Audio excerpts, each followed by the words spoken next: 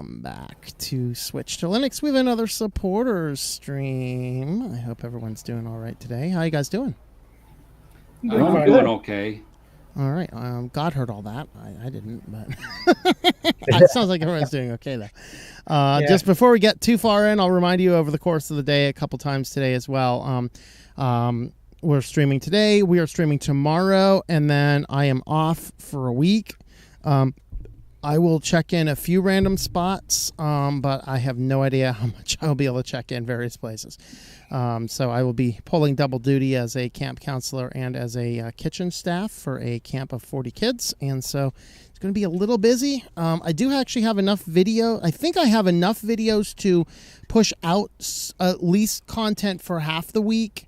And one of them, though, somebody asked for how do you get DVD playback working on Debian. I have that video. I am concerned if we put that on YouTube, it's going to get a community strike because YouTube seems to attack everything I do based on multimedia. So I think that's going to be an alt tech. Because you're instructing somebody how to circumvent the DRM key. Well, but it's perfectly legal to play a DVD. But you would have to start with the same steps to rip a DVD as well. And that's what my concern is, especially since the week after this next week, I'll be teaching a conference about how to use video platforms to build an audience. And I'd rather not go into that conference where I'm teaching about video platforms with a community strike. So we're going to play at an abundant amount of caution from now until then. We will be super squeaky clean for 2 weeks. And then after that, who knows? Maybe we'll get exciting. But so today and tomorrow, schedule as usual. But next week, there will be no supporter stream. There will be no weekly news roundup. And I'm not even going to keep up on the news. I just don't want to. So you guys will have to tell me the following week or so. Maybe we'll do an early stream or something if we can and be like, what was really happening and what are you guys making up? I don't know. That'd be fun. So let me know if that would be fun for you guys. Checking in on the commenters. Room 2 over there on the Tubies. Hello there, Commodore fan. Hello to you. Moonbase Alpha Grays, don't take me to your leader, please. Kitty is having a party. That's right. Do you guys see the Hunter Biden photos at the White House? He's like doing all this and like this. It was like, dude, okay, now we know. Now we know. Let's see. I do not indulge in Scarfish powder, Kitty. I know. Hello, Mark. Greetings, Mark. Your emails have been bouncing, but I think I have an email address that you got rid of. Let me know if you want me to add your other email address. I think I still have it.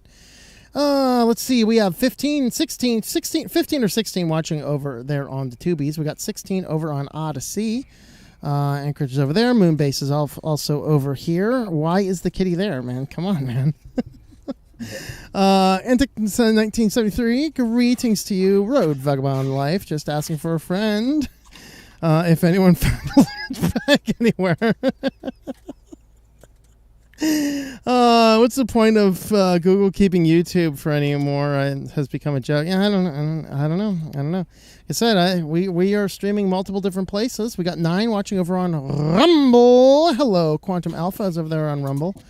Don't tell them. I'm not going to tell anyone that. But you did post that, so I don't know. Wing37, good evening to you. See the meme of Hunter Biden holding Hunter upside down as a vacuum cleaner. If you go to SourceForge to the Peppermint Wiki under Configure Peppermint OS, there are instructions that tell you how to set your system up to play back DVs. It also tells you in the wiki how to set your other things that you may want to set. Like maybe if you want to learn how to trim your SSDs, it tells you how to do that in there. Yep. And they're all in the same forum. Good. Yeah, and there's a lot of clear instructions on the Debian forums as well. Anchorage is over there on Matrix. We have a live chat for active streams on Matrix. I'm actually monitoring it today as long as my battery power on my phone survives. It looks like we're down to like 10% or something. K-Nerd live from PA. Awesome. How are you faring at this massive quantities of heat and humidity? Oh, Lord, it's been super hot. They're calling for like still hot temperatures tomorrow, but thunderstorms. I'm looking forward to having the thunderstorms because it's like, yes, sometime it might actually cool down from all the water. They came through here and it cooled down a little bit, but the humidity is still bouncing through the roof. Yeah. There is a new invention that can fix this. I think it's called air conditioning. Well, I mean, yeah, I know we do have that stuff called air conditioning, but I'm in a van, and believe it or not, I know there are air conditioning solutions in a van. On the technical level, yes. On the practical level, they generally don't work well because they consume way too much power. And so unless you are running generators, you're not going to be able to generally keep up with air conditioners in vans. Yeah. For the most part, it's not usually bad. This is the longest continuous time of super high temperatures I've had in the van, which even that, it's still not horrible. As long as you just got to park somewhere where you can open up the door and stuff like that, which sometimes that's hard to find. Yeah, here where I'm at, they have electricity set at standard time and peak time. You don't want to run your air conditioner from 3 to 7 p.m. Yeah, right when it's the hottest. The price is almost like double. Yep, right when it's the hottest. Isn't that great? Mm-hmm. All right, let's go ahead and get into our content for the day. I want to talk about this, continuing on this analytics discussion, of course. I did the open analytics, and yeah, there are some technical problems. I know there were a few comments in the video comments and also on the discussion on Matrix as well. That there are still some technical issues with Open Web Analytics. I still think it's really good. I'm just hoping that the developers of it come forward and fix. Mostly the big problem right now is the PHP 8, because 7.4, despite a lot of websites are still running PHP 7.4, it is technically end of life, and so everything should be rolling on PHP 8 right now. 8.0, 8.1, 8.2, 8.2 being current. I know I could not get it installed on 8. I did not test running it on 8. But there are a few issues with it. But as far as the type of data it gives us, I think is decent. And I personally am willing to deal with a slightly older PHP value on analytics as long as you have the granular control. Now, I'm running a vanilla cPanel. So being a vanilla cPanel, I can control the PHP version in each individual directory or subdomain. If you're running like GoDaddy, you can't do that. They're using a modified cPanel that pushes one PHP version across your entire website, which is problematic.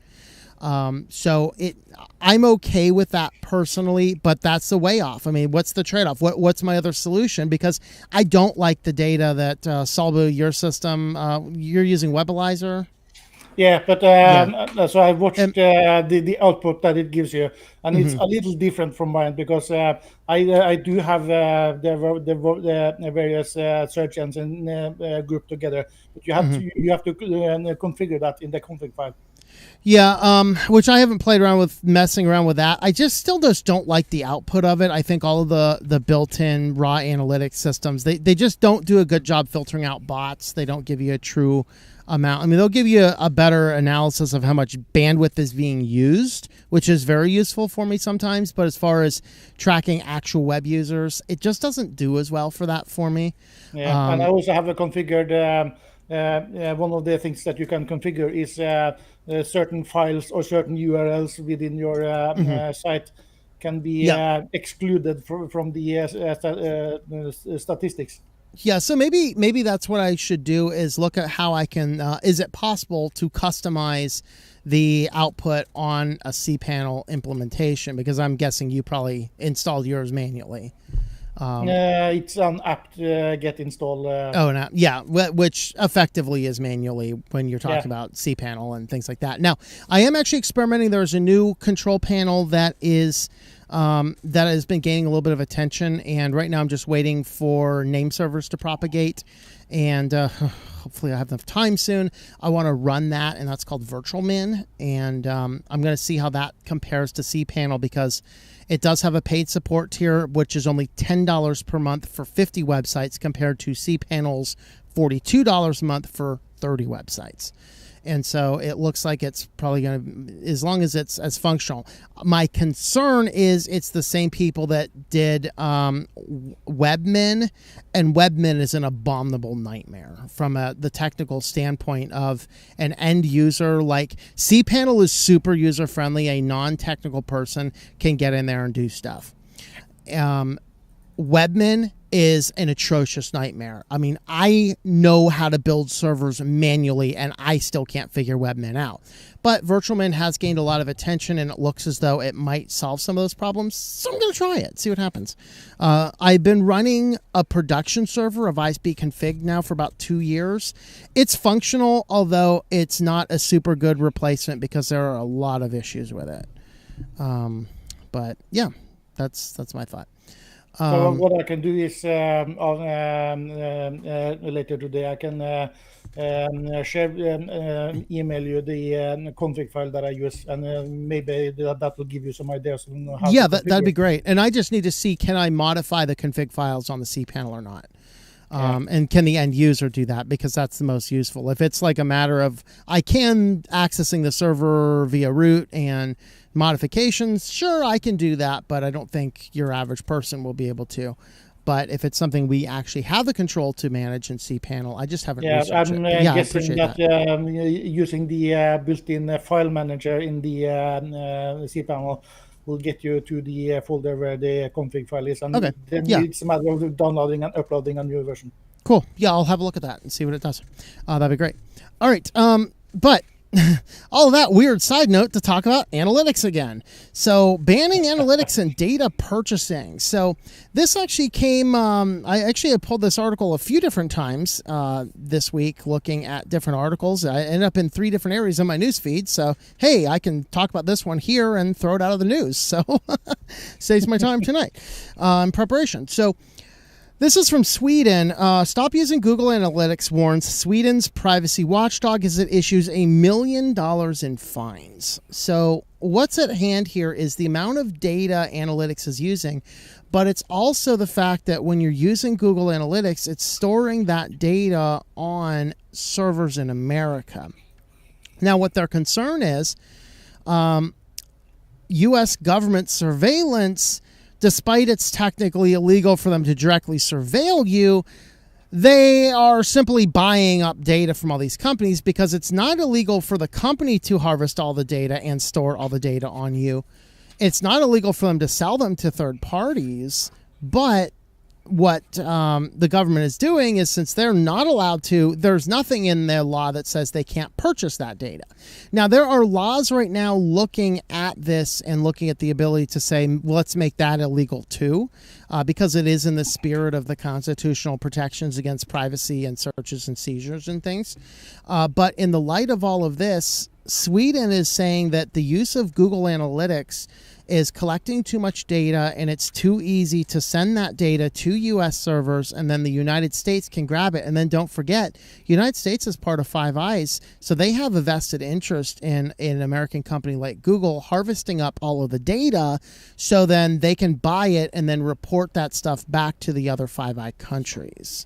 So there's a concern here on the national scale. Any commentary on that so far?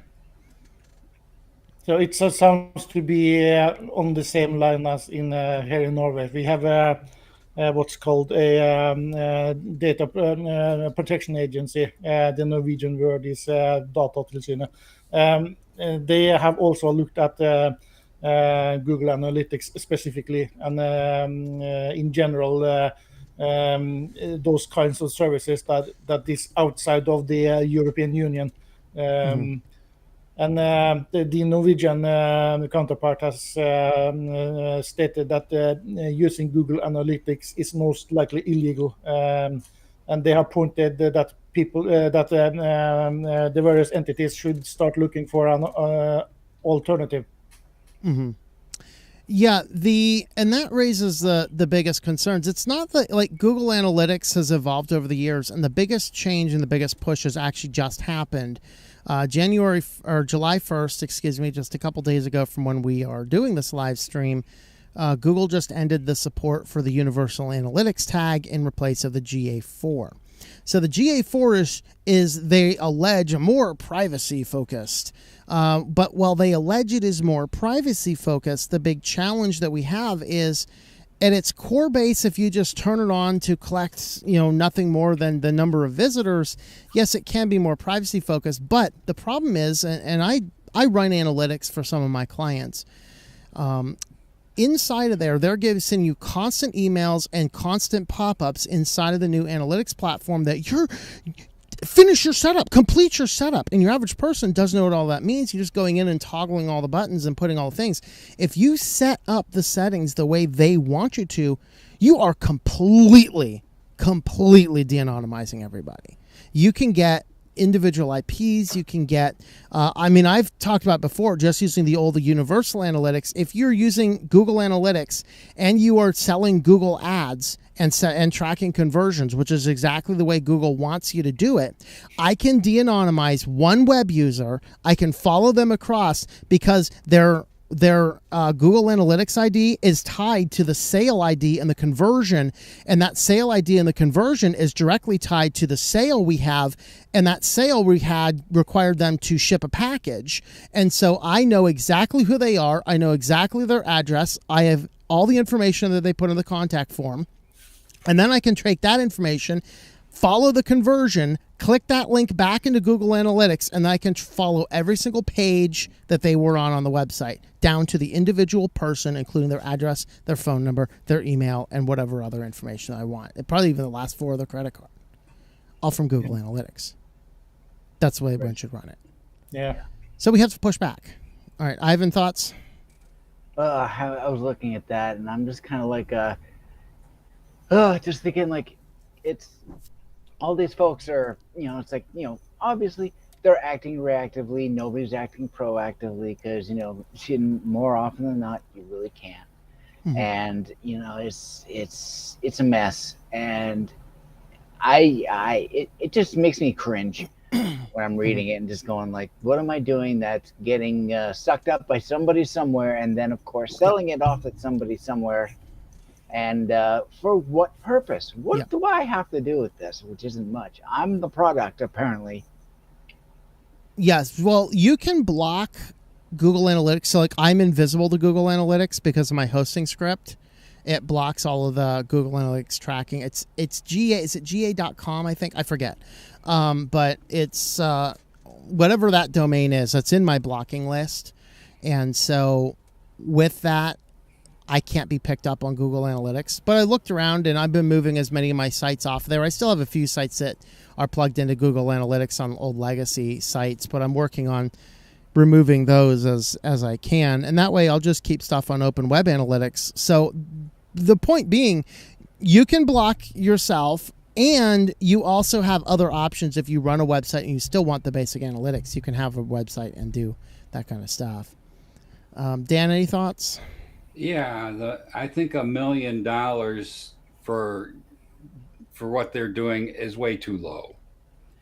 Mm-hmm. I think they should really stick it to where it's going to really hurt throughout the whole Google organization, and make it so it reflects actually on the people that are at the board and have stock in the company. They're just slapping, like it's nothing. To Google, they probably blow that money in a week and having a good time, parties, lunches, and dinners. Yeah, that's the coffee bill until 10 a.m. But remember, it is not Google who is fined. It is the individual company who is using Google Analytics who is fined. Yeah, and that makes it worse. So, and that has to do with the GDPR, that you can't collect a lot of data, you can't transmit it all to store it on United States. And that's what makes the Open Web Analytics so attractive, is that you can self-host that on your own server, and that makes you GDPR compliant, especially if you're doing what I do, where you block off the last IP block, so you can't track people down directly. And even then, you have a lot more control if it's on your own server. So it's a little bit more friendly versus if you're passing it all on. But yeah, it is the individual business. So if you run a business in the EU, and you are running Google Analytics, you are open for that form of litigation. And the article that you have on the screen, it is the telecom company who is fined. It's perhaps the second largest in all of Sweden. Mm-hmm. Then they still need to be slapped harder. Yeah, but you also need to remember this is Scandinavia. This is a hefty fine in according to our standards. And unlike the U.S. system of laws and so, I guess this kind of fines actually it's not economically hurtful, but it is the fact that they are being fined and they take this quite seriously. I guess I'm out of step because I'm used to hearing about the White House throwing billions and trillions of dollars around every day. I've kind of surpassed beyond million. That was like last century standard. Yeah, for sure. So their biggest concern ties into the second article I sent out. This is from Wired. Of course, we did talk about this on the Weekly News Roundup a couple times. It's worth mentioning here again. U.S. spies are buying Americans' private data. Congress has a chance to stop it. So this talks about a new bill that has been proposed a few times, and right now it looks like it's an amendment to the National Defense Authorization Act would forbid government entities from buying American search histories, location data, and more. Basically, this would put an end to the third-party doctrine that I've talked about before. And the third-party doctrine says even if you trust your government, you may not trust it later. That's turnkey government. Third-party doctrine is our Constitution protects the American citizens from data harvesting by the government. The problem is it doesn't protect us from companies. It doesn't protect us from Google or from Microsoft. And this is why on this channel, I make it a big point to say you need to actively block Microsoft and Google and whoever else from collecting your data. Is it easy to do? No. Is it possible to block 100% of it? Generally, no. But anything that you can do, any hole you can create in the data they're trying to collect is a good thing for you.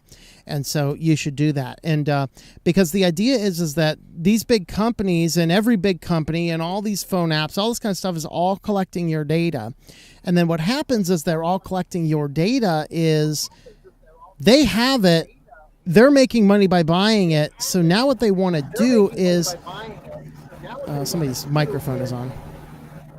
Yeah, there is an echo from the stream. Yep. Who's it from? Not on my end. So the problem here is that they have all this data collected. Hold on, we're still. Somebody's giving us a lot of feedback. I think it's Ivan. I think. Oh, yep, might be Ivan. Okay, yep. So they have all this data. The government now can come in and purchase that data.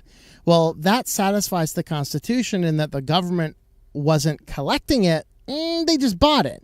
And that's the gray area. So this amendment to the law is suggesting that if they make it illegal, now the government has no recourse to have any private data on any individual citizen, which in a deeply authoritarian government we have right now is the best possible solution. This is exactly what we need to see happening. So any thoughts on that part there? No warrant, no data. Yeah, the only danger to the bill is which happened to the right to repair bill that was passed in New York. I think it was. The danger is that it will be watered down to a symbolic gesture and not really doing anything. Mm-hmm. Amen. So for sure, that is certainly an issue that even if they do pass it, that would certainly be the case. So it boils down to we don't think oftentimes about it, but oftentimes the services that we simply plug into our website, we do not realize how much data that collects from our individual website viewers, and we should be more cognizant about that if we are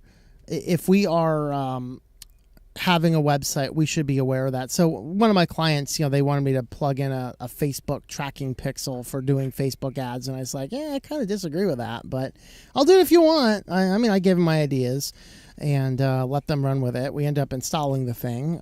But the fact is, anybody who visits that website for that client, Facebook is harvesting their data unless they are actively blocking Facebook from doing that. So it's a host file thing that is like Privacy Badger does a good job of blocking those trackers as well. I think uBlock Origin blocks those as well.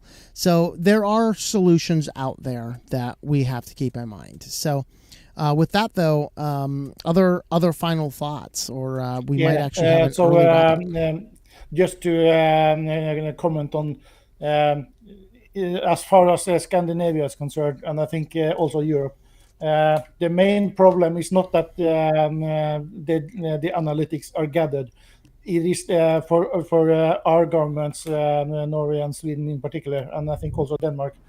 The big problem is that the analytics is gathered outside of the European Union, and the US is particularly being watched because you have laws on the books that says that if the NSA or CIA or some three-letter agency wants to see the data from somewhere, they can come with a FISA order or something to that effect. One part of this is that they are not allowed to tell anyone that they got this order, and they have to hand it over. So it's an interesting situation where at least Norway, because Sweden is still neutral, but Norway is one of the strongest allies to the United States, and we don't trust you with storing our data.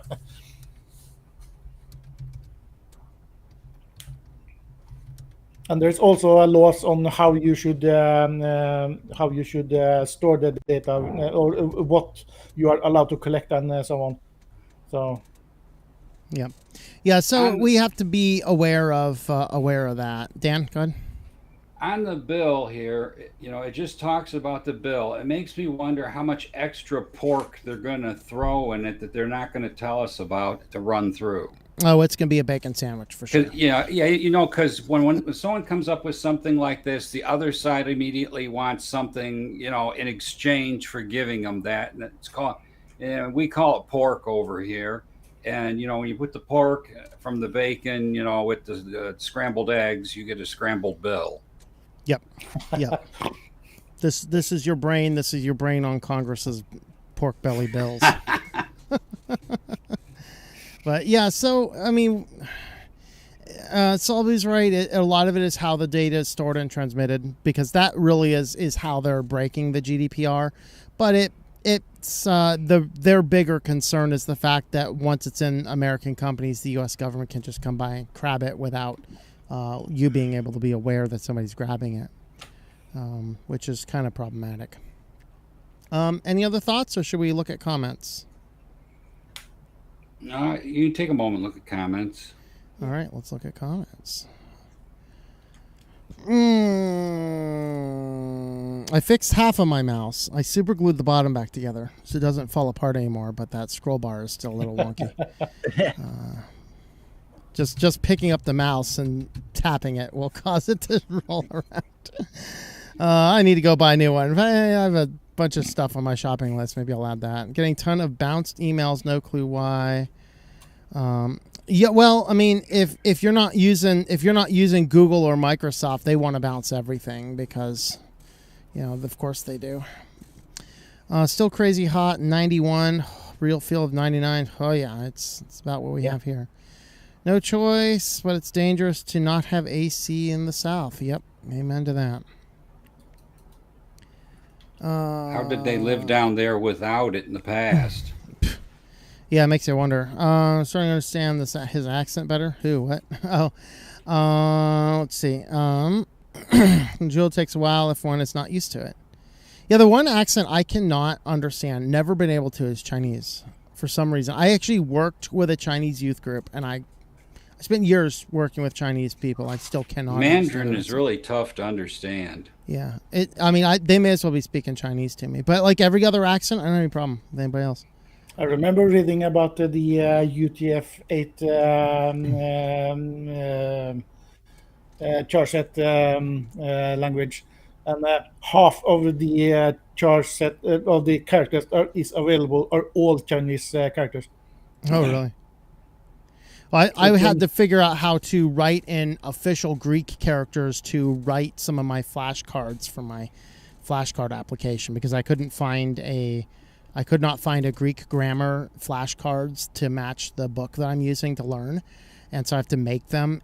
But it's not like as simple as using the symbol font because that doesn't show up. I actually have to use the Greek typeset, which is embedded inside of every English font, which is weird to understand. So I just keep a giant Word document of all the different letters and copy and paste stuff together. It's kind of annoying, but it works. Have you missed the Sweden and Google Analytics? I don't know if you got here before or after we started talking about it. I have no idea. Brax honors his sales. Evidently, you're insulting based on speculation. Is there something about Brax? I don't know. I am correct on that. Well, thank you. I know I'm right. I just don't know what I'm right about.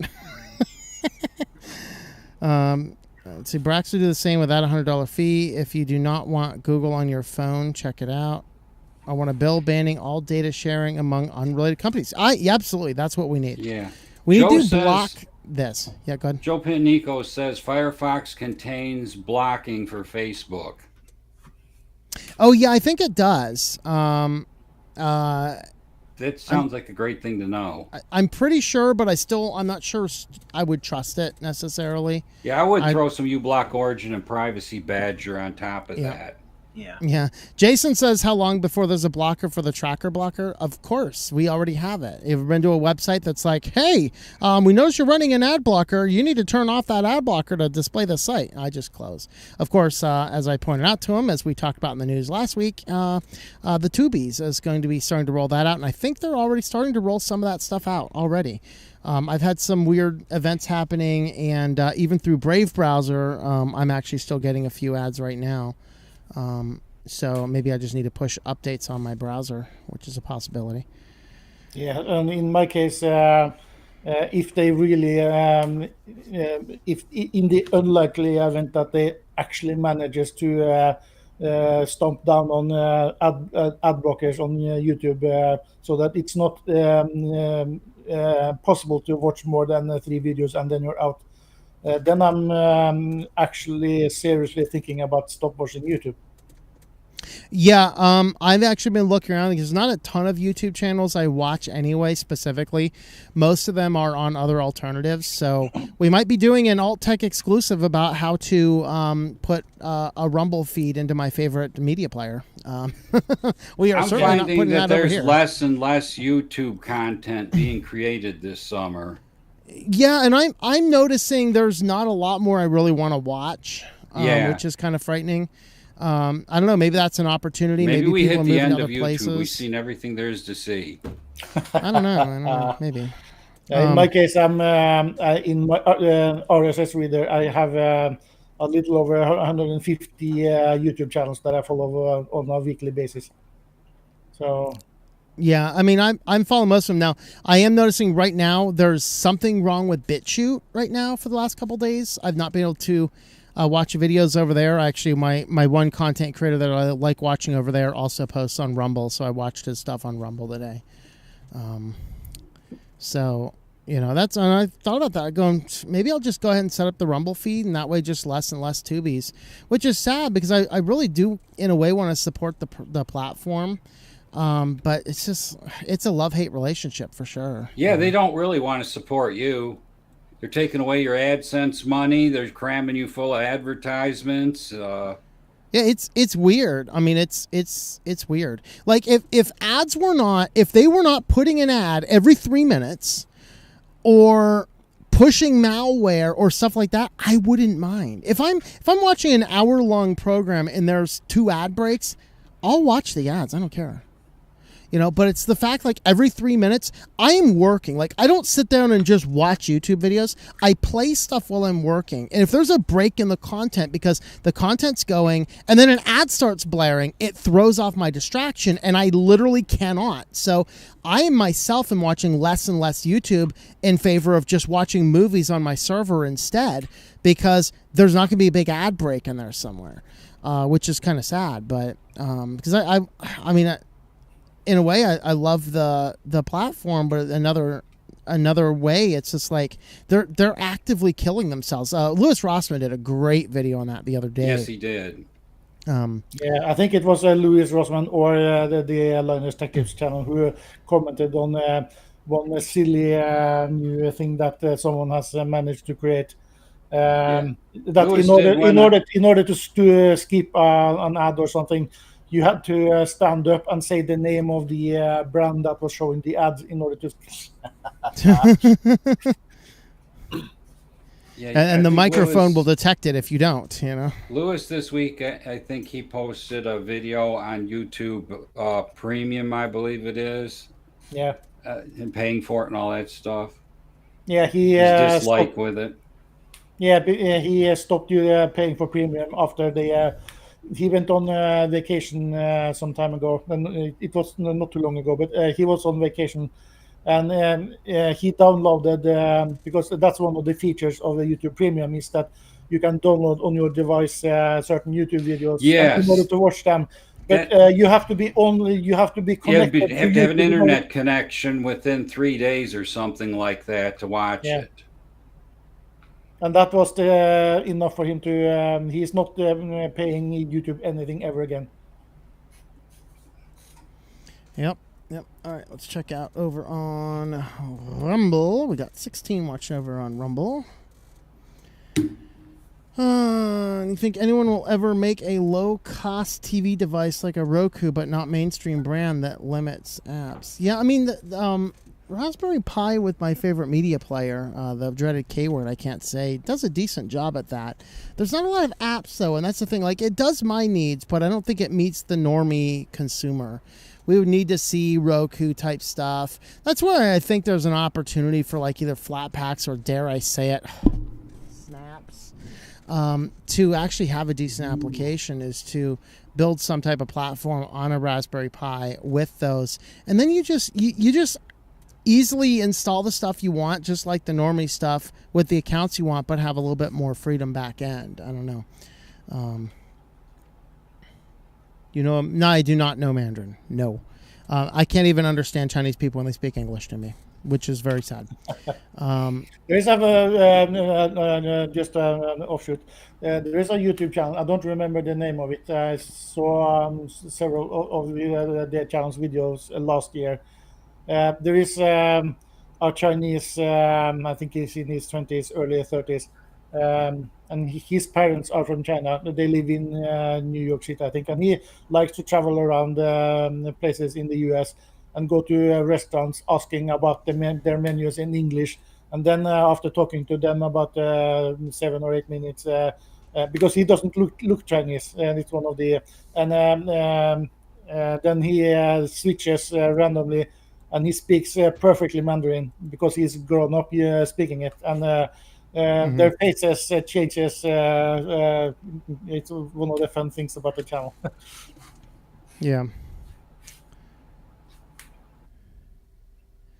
Is Mozilla developing a Gecko-based Firefox for iOS? Probably not, because iOS itself does not allow you to use a browser base for anything except their toolkit.